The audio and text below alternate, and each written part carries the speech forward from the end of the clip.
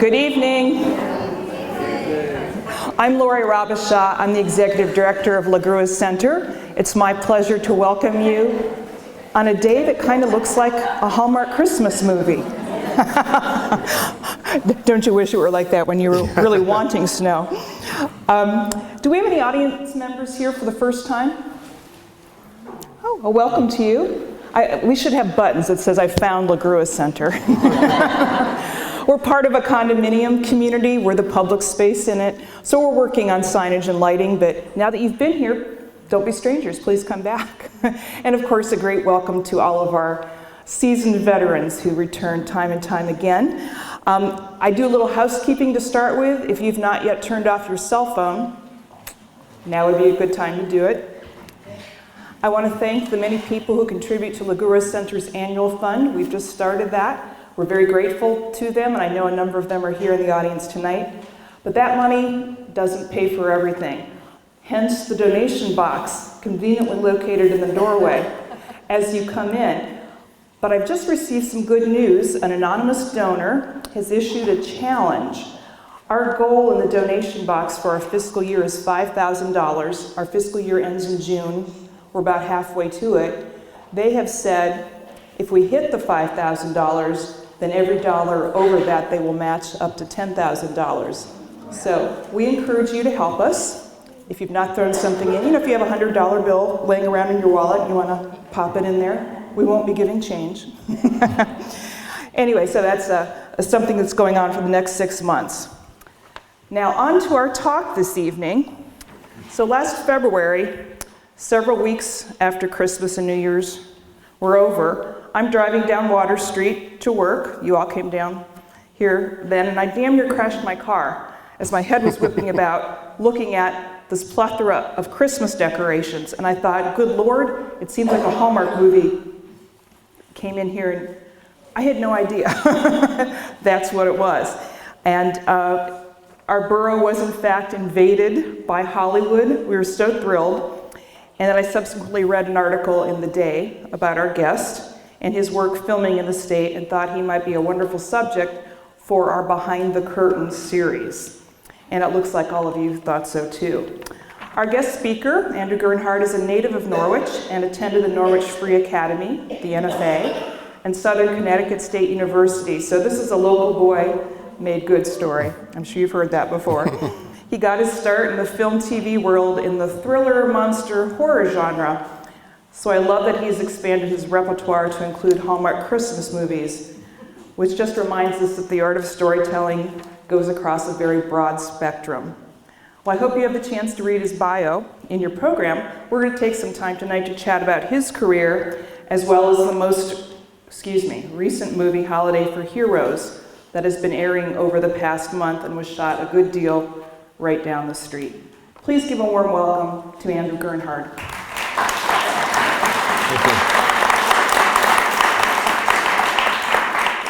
And his baby is here tonight. She's up upstairs. So if we hear some little gurgles, that's most welcome. I've already threatened if she acts up, out she goes.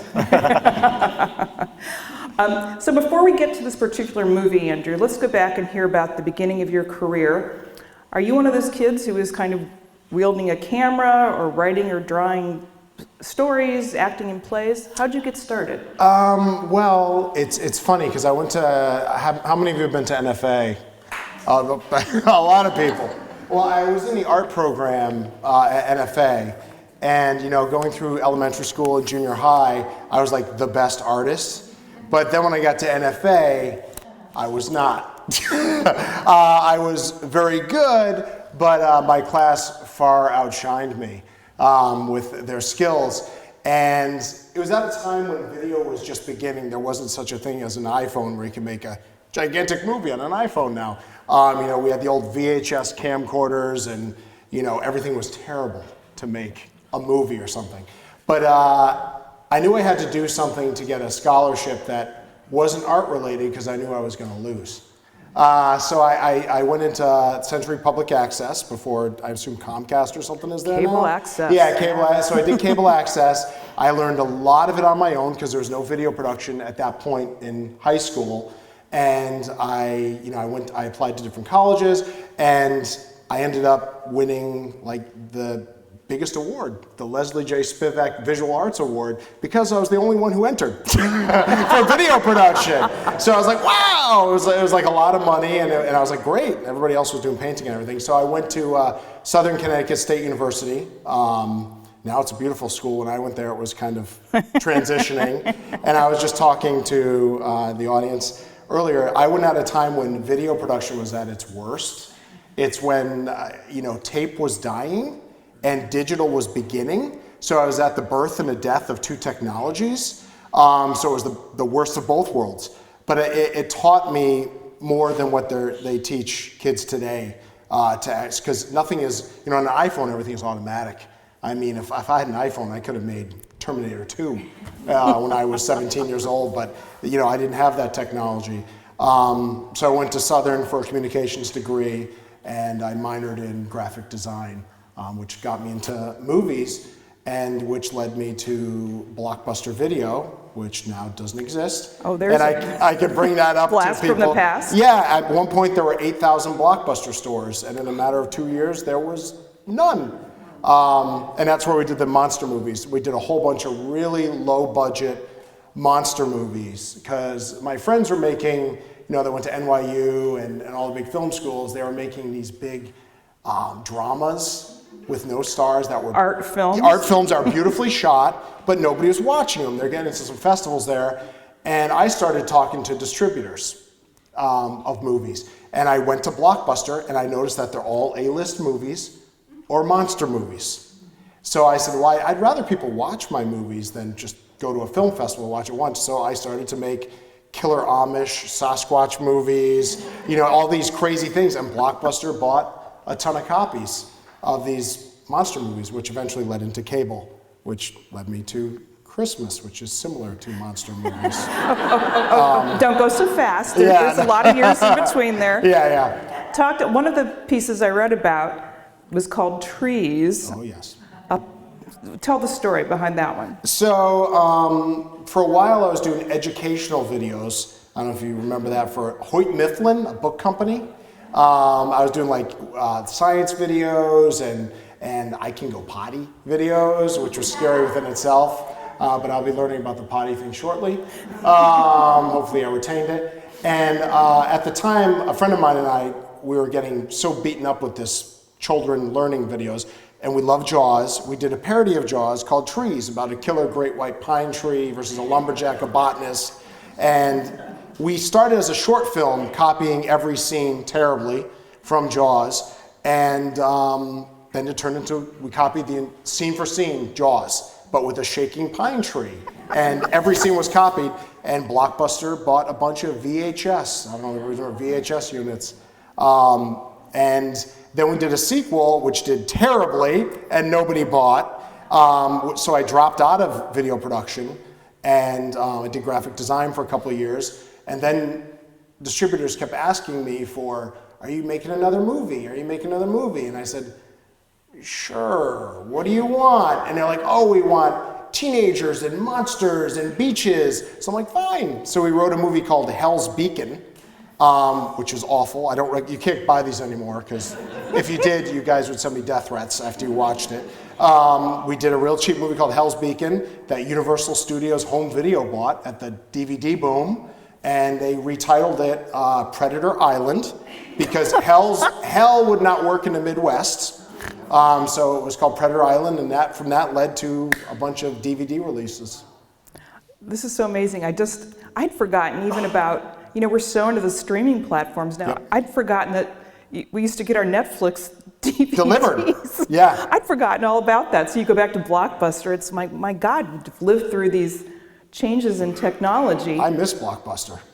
I miss walking through the aisles and looking at So what movies. You're saying is we can't find Trees anywhere on streaming, or can it's we? on Amazon for $128.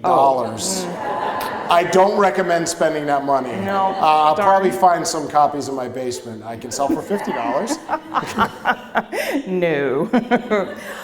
Tell us about how you came to found your company. It's called Synthetic Cinema Yeah.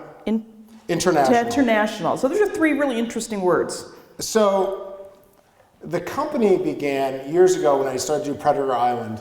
I needed money to make the movie, and I didn't have any money. So I went to Rich Lucas, who was the communications dean at Southern Connecticut State University. I knew he knew a bunch of people had money, and I said, I'm looking to invest to make a movie called Hell's Beacon for Blockbuster, because I think I knew the formula, I knew who would buy it. I said, let me try and do this. So he said, give me a week or two to figure this out. And he went back with his wife, Bonnie Farley Lucas, who's also real high up at Southern right now. He's retired now. And they came back to me a couple weeks later. They said, we'll fund the movie, but we don't want to just do one movie. We want to form a company called Synthetic Cinema. Well, I created the name because it's kind of a joke, because I feel like we never made real movies. So we called it Synthetic Cinema, and I threw international to make it sound more impressive. And so I kind of, you are. It's the fake it till you make it kind of technique, which I've been hearing a lot in Hollywood. So he invested in Predator Island, which led to Blood Descendants, which led to Lycan, which led to Assault of the Sasquatch, a whole bunch of these crazy Don't monster you love movies. these titles? Yeah, if only we could make them more Christmassy, they could go on Hallmark. So the company's actually in Rocky Hill. Why is that? Well, I don't go there much anymore because I've been running around a lot. But it's in, we're looking for offices. We never shoot in a studio. Rarely do we shoot in a studio, I should say. So we wanted to find a place that's kind of in the middle of the state. We looked at Middletown and Cromwell and Rocky Hill. And we just have, a small place with edit suites in Rocky Hill. We have a full basement full of 5,000 square feet of Christmas props now. So eventually I'll need to get rid of those if anybody's looking for discount Christmas. So we're in Rocky Hill, but I end up going to New York. I just got back from 6 weeks in Iceland, shooting a movie for Hallmark. So we're starting to expand outside of Connecticut, so I can finally use that term. You got your international now. International. So that's very cool. I was going to ask actually about Christmas decorations, if Hallmark owned them, or you had to scrounge for them, or you had them. We own them. Hallmark always puts in more money to the budget to get more, but we have everything from gaudy to classic to antique. Legitimately tons of Christmas. I love this. Before we get to Christmas again, though, a name that's pretty well known to southeastern Connecticut comes into your story, and that's the novelist Wally Lamb. Tell us that story and the movie that came from that. Wally taught at NFA. His last year teaching was when I was a freshman, and so I knew a little bit about him. And years later, when I was working with Lifetime before Hallmark, Lifetime still does Christmas movies. You'll see we did a bunch, or we did 2 of them for this year for them. They were looking for movies, Christmas movies, and I went to Wally, and I know nobody made a movie about any of his books yet. I know they've been optioned, but I asked him if Wishin and Hopin was available because it was a small novella, and it wasn't as hard as a lot of his books are. I'm sure you guys have read a lot of his books. They're very deep. And so we pitched it to Lifetime. They ignored me for 1.5 years, and they ended up greenlighting it. And we did Wishin and Hopin, which is still one of my favorite films that we've made. It's had Molly Ringwald, Chevy Chase, Meatloaf, my personal hero. A whole bunch of Sherry O'Terry was in it. It was a beautiful cast, set in the 60s, and it is one of my favorite movies. Hallmark just started, not Hallmark, ooh, they kill me. Lifetime just started re-showing it again this year. So it's been on a couple times on Lifetime. So it's a beautiful film. I wanted to see it. Thank you. I'll have to look for that. You used a couple of film terms that probably many of us do know, but let's just make sure. Talk about the word option and what that means when you're talking about a property. Option is when we've done a lot of books to movies, and you option the rights to the books. Since we don't do big Hollywood blockbuster movies where people get a lot of money, I option the rights for a very small period of time for a very nominal fee, and then I guarantee if the movie gets made, they get a percentage of the budget based on if it gets greenlit, based on what the budgets I'm working with. And that's what I did to get a lot of the books that we've done. We've done There's a zombie movie called Remains where we shut down half of Norwich. I'm sure you guys might remember that. I still get hate emails for shutting down the main drags of Norwich. We did Dead Souls, Deep into Darkness, and Wally Lamb, Wishin and Hopin. So I haven't optioned any books lately, but I've been looking at some Christmas books now for Hallmark. And when you did option Wally's book, what went into the process? He did not write the screenplay for it, someone else did. What was the story around that? Well, Wally and I had a nice lunch at Ryan's Deli in Vernon, Connecticut, and between everybody asking for his autograph, we talked about the optioning of the book. And we had a local gentleman called John Doolin. He's from Waterbury, now lives in New Haven. He wrote the TV version of Wishin and Hopin, which Wally loved. We also have a screenplay for We Are Water, because Wally and I have been planning on making that into a feature film, because I know he just came off of I Know This Much Is True, which is going to be outrageously awesome. HBO invested a lot of money into it. Mm-hmm. We were hoping we'd get it to Connecticut, to shoot, but they ended up shooting in New York because New York had very good tax credits and a big crew base. So they ended up shooting it in New York, but you will be blown away by the production quality of. When does it come out? Do you know? I assume in mid 2020, because I've been seeing it in HBO's sizzle reels. And if that goes well, do you think that bodes well for your project? Yeah, we're hoping, Wally and I are hoping that will lead to the feature film version of We Are Water. We have an excellent script by John Doolin that his agents have read, and a lot of people have read and loved it. It's definitely, it's a Wally Lamb film. It's very deep, very hard hitting. So it's definitely a different direction for us, which is what I'm hoping for, so we could just expand what we do. Again, the art of storytelling on a broad spectrum. Yep. We're hearing Andrew's hitting just about every slot on the spectrum. The other word you used is green light. Green light means you go to a studio or a network and they agree to go into production of the film, which means you can start with the script and they have a budget in mind to actually make the movie. And that'll get us a little closer to Hallmark and Lifetime. As you work with these, I guess we still call them cable networks. Yep. Do they give you a budget and say, Andrew, you got $2 million to make this? Or you say, here's my script, I can do it for this much, and how does the budgeting work with these folks? I can't go into financials with them because that's an NDA. Sure. But they do, it's a combination, it's a group effort. They have certain budgets, just like any business, that they can spend per movie per year, and I just work with them to whatever fits their mold for those particular movies. So, well, now they know you are a reliable producer because they've come to you multiple times. Yep. Does the property, the script actually start with you, or does it start with them? Are you looking, and it just depends? It's a combination. We pitch movies, which means we come up with the concepts and we do the script writing from there, but we also get called to make movies. Like I'll get a call from Hallmark and they're like, hey, we have a movie that needs to shoot in a month, can you do it? And we do it. I unfortunately had to turn down, I did 5 movies this year, which took up my entire time. And I had to turn down 2 Hallmark movies. Unfortunately, one was their first Hanukkah movie, Holiday Date, which actually is this weekend. And I really wanted to make that, but I ended up not making that. And then the other one, I can't quite remember, A Christmas in Montana, I think it was going to take place in Connecticut.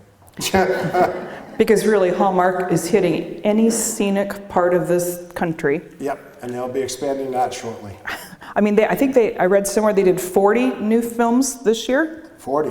They did 108 original movies. Oh, maybe it was 40 just for Christmas. Okay, it was 40 for Christmas. Next year's at like 123 movies. So I'm just getting into the meetings now to figure out what we're up for next year. Heavenly days, my goodness. Tell us a little bit now about the job of a producer. And we have, at least I'm aware of, generally speaking, 3 aspects of a film, something we call pre-production, which he got into a little bit of getting the property you're working on, the actual production, and post-production. Kind of talk about, and I'm going to let you go for a little while too. We also know if we read credits, There are executive producers, online producers, plain old producers, associate producers. Maybe talk about that and just go with that. Well, the producer is involved with the movie from the very inception to the delivery. So that varies. You know, in some Hallmark movies, it's real fast. It's like 2 months. Some of them it's 2 years. So it depends on, like our first Hallmark movie was Romance at Reindeer Lodge, which we shot in Hamden. I'm already forgetting now. They're all blending into one. Hamden. Now, Hallmark came to us. You know, we had the movie in development with them for probably 6 months. And it was end of October. And Hallmark never called us. So I'm like, so Reindeer Lodge isn't going to happen this year, right? And they're like, no. So like, fine. And then first week of November, I get a phone call from Hallmark saying, we're going to go into production of Reindeer Lodge. I'm like, oh, for next year? For this year. And so it's the first week of November. We don't even have a completed script. And they're like, this has to be on TV December 14th. And they said, can you do it? And I said, sure. Of course. I can do it. I never did a movie for Hallmark before, so I'm like, oh, let's do this. So we had in the end, it came up to like 6 or 7 weeks to finish the script, shoot the movie, and deliver it within 6 to 7 weeks. And that's pretty unusual, folks. It's pretty unusual. So we did it, and we delivered it perfectly, which was scary, which led us to other Hallmark movies. The current film we did, I just got off about 36 hours ago. I just got back from Iceland for a movie called Love on Iceland, which is an international production that I set up. And we just finished shooting it for 3 weeks. That is on the air January 25th. So I have a team in post-production now in New York City. I'm going to New York City first thing tomorrow morning. And we have to lock the edit by Monday and then start the music, special effects, credits, and color, and finish it over Christmas in time for broadcast. The first commercials for the movie run this weekend, and we just finished it 2 days ago. What's it called again? Love on Iceland. Love on Iceland. And this is going to be totally different for Hallmark fans. It's the same story. It's a love story, group of friends, but it's way bigger than the average Hallmark film you'll see. We have ice caves and waterfalls and helicopters. It's a gigantic movie. We're very proud of it. So hopefully you will enjoy it, because I know they're closely watching it for future movies based on international stuff. So we have to make sure that we watch it so the ratings come up. How did, I don't watch it all that regularly, but Iceland seems quite a departure. Are they trying to, I read somewhere it's a winter movie, or how did this come about? Did you pitch this? Yeah, it's a Winterfest movie, which is part of their, they have the summer brides and the fall and loved ones and the... I didn't know that. Yeah, so it fits in with Winterfest because it has glaciers and, ice caves, and it's freezing cold over there. So this was 2 years ago. My fiance and I went on a trip of Iceland for 10 days or so, and we had like the best trip ever. And I was at the Hallmark offices in New York, and they were looking for international stuff. And I said, we did this great trip to Iceland, and this would make a great movie, and they immediately greenlit it. So it led to a movie, and they've been seeing the footage at Hallmark, and it is a beautiful film. It is a beautiful film, and I'm hoping that they're going to do more in Iceland. Well, it's sort of uncharted territory. There's not a lot of filmmaking, American filmmaking, I don't think, that's gone on there that has really you'd be surprised. reached high... If you've seen Star Wars, Game of Thrones, all these A-list huge movies. That's true. In I did know that. Because Lost in Space, the TV series, the new one, not the old 60s version, the one on Netflix, shoots in Iceland. So they have very high-end productions. Okay. So this was kind of new for them with a TV movie shooting in Iceland. And we shot in 15 days, which is unheard of in Iceland. When I went there, the Iceland producers are like, do you know anything about Iceland? It's like a nightmare here. I'm like, we're gonna shoot in 15 days. And we lucked out every day. We did not have one delay. We used helicopter. We actually had to fly a mile in helicopters to an ice cave. Like, it was crazy, but we made it. Well, we left 36 hours ago, and I don't know if you've been following Iceland, but they got demolished with a hurricane of snow. So as soon as we left, my luck left, and now they got hit with the snow. So yeah, Iceland is now buried under snow and frozen. But That is so exciting, and yet, I mean, Hallmark knows. I mean, they threw you in, they baptized you by fire, so they know you can deliver. So they yeah, I bet they took bets in the office on that one too, because sure, that let's was- send him to Iceland. He can get it done. Well, let's see if he can survive. But yeah, we had a great crew and a great creative producer, which is another type of producer. Yeah, go which I ahead. can go in to talk about producers. Do. So Hallmark there's executive producers who oversee the whole project. There's producers that are on it from the beginning to the end, and then there's things called creative producers, which I'm sure you've all seen Hallmark films. The director guides the movie as far as the performances and how everything is laid out. But the creative producer oversees that it has the look that Hallmark wants. The wardrobe, the makeup, the hair, the locations, and the creative producer does that. Me, I deal with everybody's problems. It's the worst. So I just deal with contracts and people crying and dealing with logistical issues. So I don't always get to have the most fun. Like I was making fun of the director and the creative producer on this one, that they went out to all these great locations while I'm doing budgets. Great. I sat in an office. But it's all part of a team that gets stuff done. It does. How much, you have a visual eye from your early years as an artist.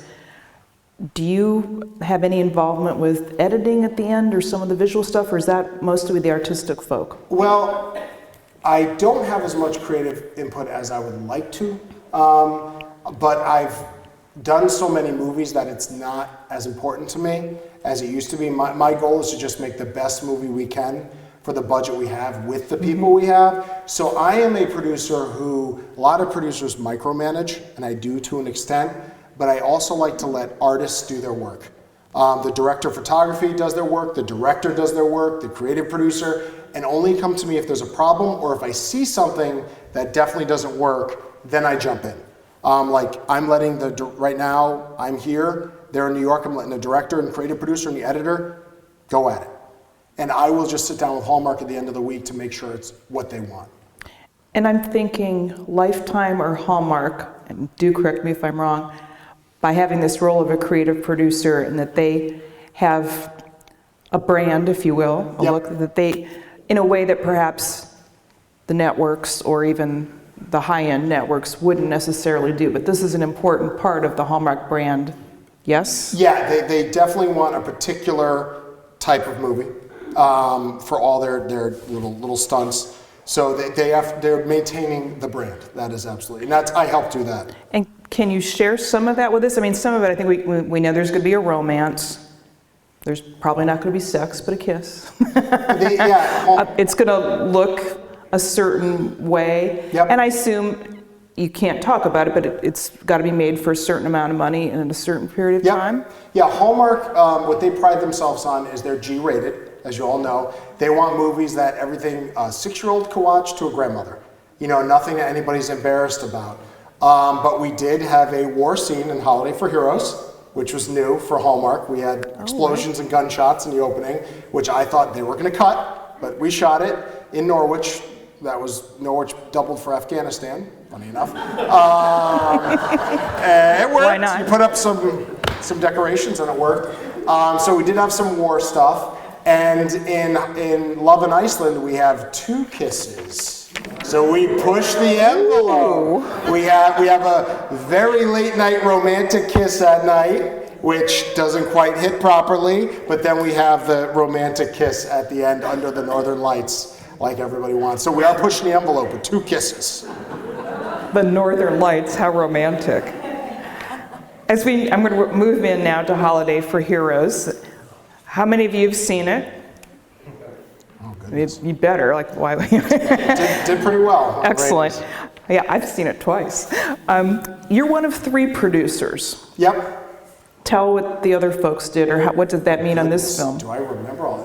McLean Nelson was the creative producer. So that's I where was the producer, and Erica Joseph Hunter was a producer, and I think that was it. You probably know better than I do. I just know there were three, and I wondered Yeah. if one of them was the creative producer. Yeah, McLean was the creative producer, and he was in charge of the wardrobe, the look, and all type of stuff. But he works for Hallmark? No, he's on the side like me. He knows the... Because okay. Hallmark has to make so many movies, they hire different people I for see. different things. Because it's hard when they go into production of like 12 movies to get qualified creative producers that they worked with. It's hard to get them. Yep.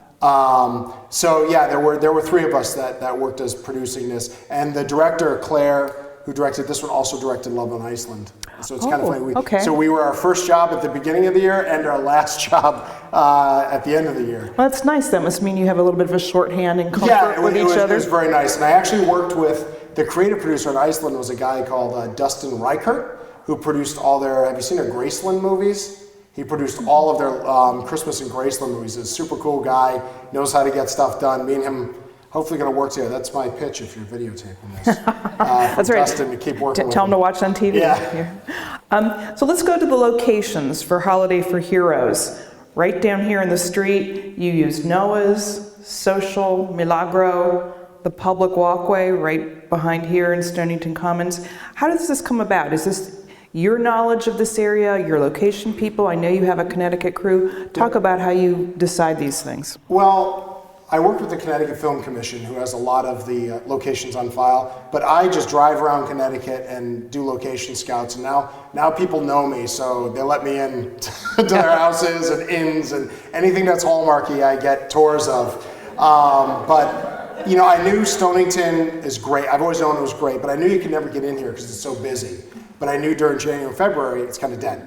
It's kind of quiet. So I knew there was a chance, and that's when I went to the town and went to Social, and then after I made the initial connection, that's when a locations manager comes in and takes control of everything from there. Like currently I'm scouting inns right now for a movie, so I'll be going all over the state for that.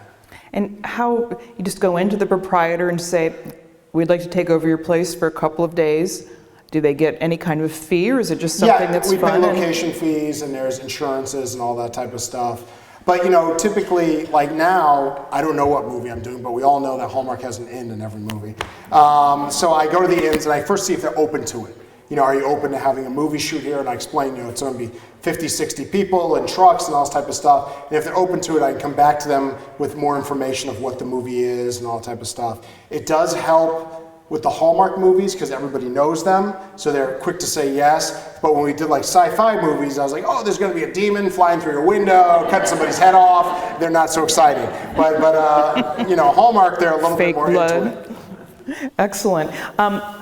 I was just kind of writing down the places that I identified. So in Norwich, that beautiful city hall is just, gorgeous for hoping to Christmas use that movies. again, too. Yeah, we'll see that again. The ice rink. Yeah, I Norwich Ice Rink. Was the National Guard base, was that just overhead shots, or did you do some stuff on the base? That was actually, they changed the name, is it Neff in Niantic? Was it called now? Yeah. Net, oh, it Neff? was, yeah, I call it Camp But Camp it was Neff, something yes. before that. What was it before? Was it Camp Niantic? Camp I thought it was Niantic, yeah. Yeah, so we got permission. That was like 3 months of getting permission. Oh, yeah, And then I that's- realized I went for a tour, but then it's like, looks like a high school. I could have just shot at high school. But, I went so the film commission had great pictures of it where they had like these row houses that looked amazing. Yeah. But when we got there, they tore all them up and it's all like a high school.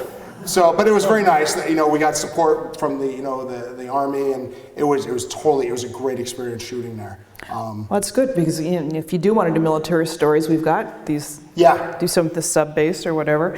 The overhead shots of the, whatever the community was, I couldn't quite recognize that. I think there were 3 of them. What were those? Was it up in Norwich? It's hard. We only faked 1 shot.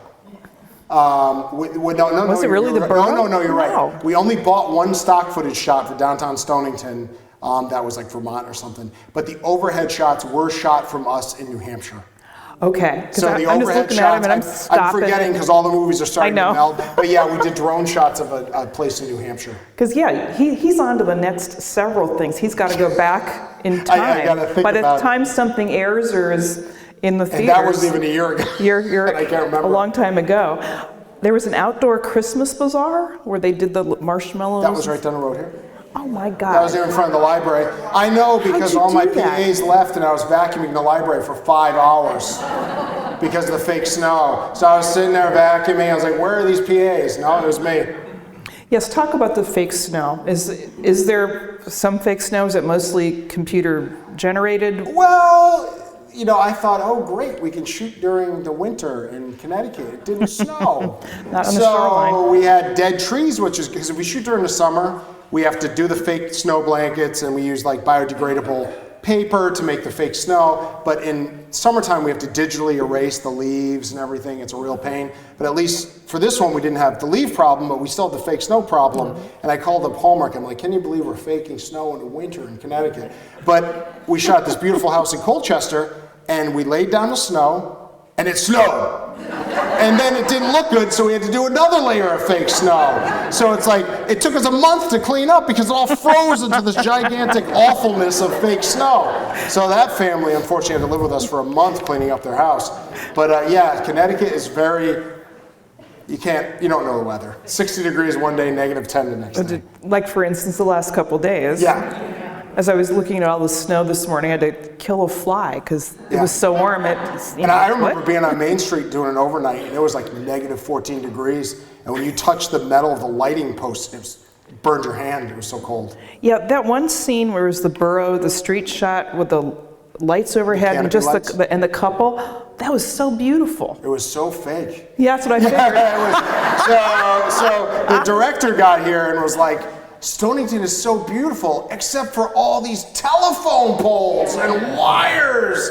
So when we did the shot, we had to digitally, if you notice, we digitally erased all the telephone poles. And we put the canopy lighting, because she wanted the canopy lighting. I'm like, it's illegal. They have trucks coming down here. We can't do the canopy lighting. So we digitally put in the lighting. But yeah, it looked beautiful in the final shot. You can't tell it's fake. I wondered about that. I'm looking at it and going, I've never seen every it truck this would beautiful. go snap that down.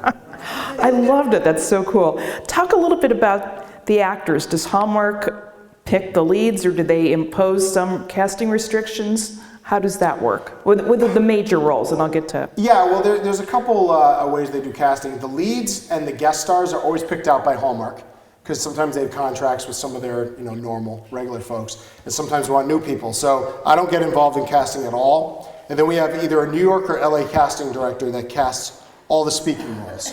And then the one-day roles, the extras are all cast in Connecticut. Locally. Yeah, and if we can cast, even the one-liners or one-sceners in Connecticut, we do. Because that way we save on travel coming from New York or Boston. Sure. But Connecticut's great because you do have a Connecticut base of actors, a Boston, and in New York. So you get a nice mixture of them. And you get some of the big actors are in, New York. So you can pull them in. Absolutely. Anybody here an extra in the movie? No, I just wonder. I know a few people. Oh, there we go. And the kids, do you try to cast them locally as well, or does it depend on how big the part is? The kids, if they have lines, they're usually cast out in New York. Okay. Yeah. How long did it take to shoot Holiday for Heroes? 15 days. Oh, good Lord. Everything is done in 15 days. So that's the Hallmark formula Yeah, too. keep in mind, when you watch a movie like Avengers, for instance, they shoot a quarter page a day. We shoot 7 to 10 pages a day. So but it's a different movie. We're not doing Captain America fighting Thanos. We're doing two people talking and falling in love. It's much different scope. Talk a little bit about working in Connecticut in terms of crews. You mentioned the Connecticut Film Commission, state tax credits, which aren't much, I don't believe, and just working with local businesses. And I think we have a good crew base too, again, because of Boston and New York. Is that true? Yeah, typically our crew is like 1/3 Connecticut, 1/3 Mass, and 1/3 New York. It's kind of a nice little mixture. We've got a bunch of the same crew that come back. My crew, they're professionals and they work on big movies like Ghostbusters and all this stuff, but they always come back to me because it gives them a little bit, when you work on a big movie, you're just a cog in a huge thing, like you're moving stuff here and there. And for us, rather than 400 people working on a movie, you got 60 people. So they have, even though Hallmark is a certain formula, they still have more say in the movie than working on like an X-Men movie. Mm-hmm. So we do get a good crew. They all know their stuff. They're probably getting real tired of Christmas movies at this point, though, because it's tasking. There are a lot of them. Again, the state, so there are tax credits available in weird circumstances. Explain it, what it is. Well, the state, one of the reasons movies get made in states, whether it's Connecticut, New Mexico, or California or New York, is the tax credit situation, because they do, it's outside money coming to the state, being spent in the state. We spend a ton of money on catering and taxes and hotel rooms. I mean, when we come in, we rent 60 hotel rooms for a month. I mean, that, especially in February, nobody rents that much stuff. So state of Connecticut, they don't have the motion picture tax credit anymore, but they have the television tax credit. Right. So anything that's made for television or streaming is a 30% tax credit that can be resold. Explain how that works. So basically, for every $1 million you spend in the state of Connecticut gives you a 30% tax credit, which you can resell, which Hallmark takes in order to reinvest in movies being shot in Connecticut. So, and we're doing it where years ago, I don't know if you remember, Indiana Jones came in here and all that. Yeah. These companies came in, spent a lot of money, and left. We're doing it the way Connecticut wanted it to be set up, which is start a home base, have people work here, keep bringing work back. Whether that movie's under $1 million, $2 million, $3 million, whatever it is, just keep getting consistent work here. And that's what we do. We keep bringing work here. We have bricks and mortar here. All my props are here, so we keep bringing people back. And I think they'll keep coming back because, Christmas in Connecticut, they like that New England feel. They like the look of it. It is. So the one thing that bothers me about the Hallmark movies are the credits at the end. They start advertising the next movies and we don't get to see the credits when we might know people or the acknowledgments. Yeah, they shrink them down. Yes. They're very fast. And that's just, again, the Hallmark way. Yeah. And you'll see a lot of them say made in Canada. A bunch of them are made in Canada, which you might be able to tell by some of them. Maybe that's why they don't want to. They want to go pretty fast through that. So tell us, before I open it up to the audience, I know you have your own questions. You've mentioned the Iceland movie. What else is coming up, Hallmark, Christmas, Connecticut, otherwise that you're allowed to talk about that you can tell us about? Well, they don't let me talk about much because they all like to save the press for themselves. But I know, every year we're up for a bunch of movies, and it all boils down to what actually come through. We're up for more Christmas movies. We're up for some fall movies. We're up for some thrillers. So there are a bunch of movies lined up, and I'm assuming we're going to start shooting again in February. And we're still talking about television for the most part? Yeah, TV movies. So I assume we're going to start in February unless they want me to go back to Iceland because they like it so much, which is a possibility. So I have a meeting with Hallmark on Friday as I'm editing. And in the meantime, you've mentioned the Wally Lamb project, which is, could be more of an HBO Showtime type that piece. One we want to shoot in Connecticut as well. That'd be great. Do you have any other kind of dream projects that are outside of the particular genre movies that you've been shooting more recently? My dream would be to work on a Ghostbusters movie, but they already made that. So no, unfortunately. Do you write yourself? I'm a terrible writer. No, I am. So you find the projects amazingly enough, everybody wants to be a writer, director, actor. I just want to be a producer. I have no interest in directing, no interest in acting, though you will see me and Violet, my baby, in Love in Iceland, and you will see Christy. She has 2 scenes. My fiance is actually in the movie. Boy, that's so cool. She sets up the main character to start his journey to love. So you'll see the whole family in there, which is a first. I don't say anything because I'm a terrible actor. That's wonderful. I'm going to open it up to the audience. I'm going to tell you that we are actually being taped for SCC TV, and we don't have an audience microphone. So if you'd be so kind to be just as loud as you possibly can be, and Andrew or I will try to repeat the question so that everybody can hear it and it can also be on TV. So go ahead. Who's got a question? Over here, sir. Loud. If you have a life experience that you think might be worthy of a movie, who would you contact? If you have a life experience that might be worthy of a movie, how do you get that done? Who do you contact? 1968 war zone. That it depends on I stopped I get a very box I have to fill, and like that isn't part of my box. But I know, you look to see who is making those type of movies. Like who is most interested in it? Is it Netflix? Is it Amazon? Is it Hallmark? Is it Lifetime? And those, you pitch it to the networks or the producers that do, that type of stuff. I do get tons of people telling me, here's my script for Hallmark, because they think Hallmark is easy. Hallmark is not easy. Every single line of a Hallmark movie is scrutinized and written from the beginning. So you can write a Christmas movie, but they have a very regimented style of making a movie. But I would see, if you're interested in movies like that and you look for the production company credits, go to imdb.com, it's the Internet Movie Database, and find out who the producers or the distributors of those type of movies are. Sounds like We have the internet now, so you can pretty much Google folks and find out if they have an office, an address, and you can call them or email them and query them. And I recommend if you have something, do something on social media. Like really, if you have a book or a concept, you kind of start your own, because all the networks are looking at social media. Who's following, who's interested in what, and that's how you gauge your interest on, I want to make this into a movie. Because it's funny, because movie stars now, the big movie stars don't seem to have as much impact on box office anymore. It's all on who their Twitter followers are. So if you're like some of the Hallmark leads have millions, like Candace Cameron Bure, she announces, hey, I'm doing a Hallmark movie. All of a sudden, 6 million people know she's doing a movie. It's all about social media and marketing. It is remarkable when you think of social media and now the streaming platforms that yet again the technology is it's all upended. Yep. The one that's most fascinating to me, Martin Scorsese's recent film, The Irishman, cost $160 million, had a very brief window. Yep. I saw it in a theater here, and now it's on Netflix. And that's just mind-boggling, and I'm sure they paid him a fortune. Yep. And yet they'll get it back. Other questions? Yes, ma'am? Why did they call the town Who decided to call the town Branford?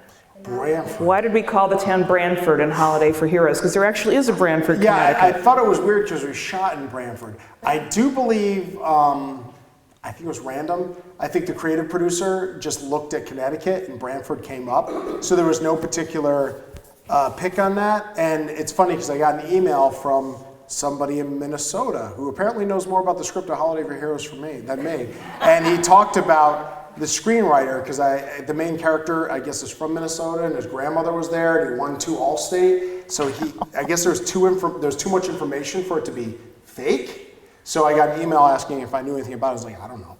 But yeah. So the original, it wasn't supposed to take place in Connecticut originally. Like I mentioned, I get a call saying, hey, can you make this movie? That script might have been for Chicago, and it came to Connecticut. So it was a last minute change. So I think Branford was just a name in a hat. At least that's what I think. I could be wrong. Yes. Do you post anywhere for these local roles that you cast? Because I know there's a lot of us, SAG actors, experienced people in the area. We would love to pick up. The question is there a place where local actors can learn about casting opportunities if they're members of the Screen Actors Guild? I know when we get like our New York casting director, they put out calls to all the agencies that deal with Boston, Connecticut, and New York. And I know the agencies submit their talent for the day players or the weeklies. So that's where we get them from. And some are from Connecticut, some are from, and I only get involved with the SAG background and the non-union background. So I don't really get involved with the actual speaking roles. But I do know we do get a lot submitted from Connecticut and New York through the casting agent. The casting agent's always different, so I can't even give you a name because we never know if we're going to use them again. It's tough because we don't post anything on social media about casting.